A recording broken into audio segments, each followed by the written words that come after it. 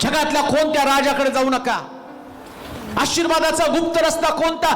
तुमचे प्रश्न तुम्ही कुठल्याही मोठ्या व्यक्तीसमोर मांडू नका, कारण जगात सगळ्यात मोठा व्यक्ती कोण असेल तर आमचा यहोवा देव. आणि त्या बापाकडे आम्ही आल्याबरोबर तिथं सांगितलं जातं की शास्त्र सांगतं, देव त्याला म्हटला मी तुला आशीर्वाद देणार आहे. देव आमच्याशी बोलू लागतो. Amen. अभिमलेखाकडे आम्हाला यावंच लागतं प्रियांनो. Yes. किती काळ तुम्ही जगामध्ये फिरत राहणार आहे? कोणाकोणासमोर तुमचे प्रश्न मांडणार आहे? कोणाकोणाला तुम्ही मार्गदर्शन घेणार आहात? कुठं जाणार आहात मार्गदर्शनासाठी? कधी तुम्हाला वाटत नाही देवासमोर गुडघे टेकावेत, जिवंत देवाला, आणि त्याच्या समोर यावं आणि त्याला आपल्या मनातलं रदगत सांगावं? प्रभू येशू ख्रिस्त जगातला सगळ्यात यशस्वी व्यक्ती ठरण्याचं कारण काय? तो नेहमी म्हणायचा, कोणताही चमत्कार करण्यापूर्वी प्रार्थनेच्या मध्ये त्याचा विषय काय होता? हे पित्या, तू माझं नेहमीच ऐकतो म्हणून मी तुझे आभार मानतो.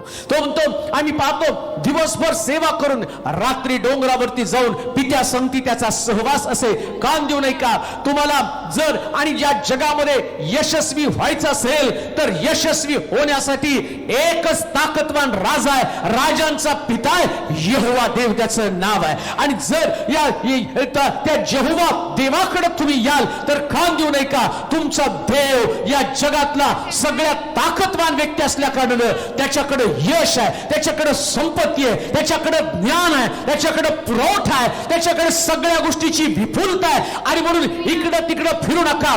जर तुम्हाला या गुप्त रस्त्यानं जायचंय तर पित्याकडे आपली प्रार्थना सादर करा. म्हणून प्रभू येशू ख्रिस्त सुद्धा शिष्याला सांगतो, आणि तो म्हणतो, शिष्य विचारतात, प्रभूची प्रार्थना कशी करावी? त्यानं सुरुवातीला प्रार्थना सांगितली, हे आमच्या स्वर्गातील बापा असं तुम्ही म्हणा आणि आपल्या प्रार्थनेला सुरुवात करा. होय, राजाचा पिता तुमच्याकडे असताना तुम्हाला घाबरण्याचं कारण नाही. रात्री तुम्ही बिछाण्यावरती पडल्यावर राजाच्या पित्याला तुमची प्रार्थना सादर करा. तो त्याचं सैन्य तुमच्या मदतीसाठी पाठवेल. राजाच्या पित्याला प्रार्थना करा. हॉस्पिटलमध्ये आहात का?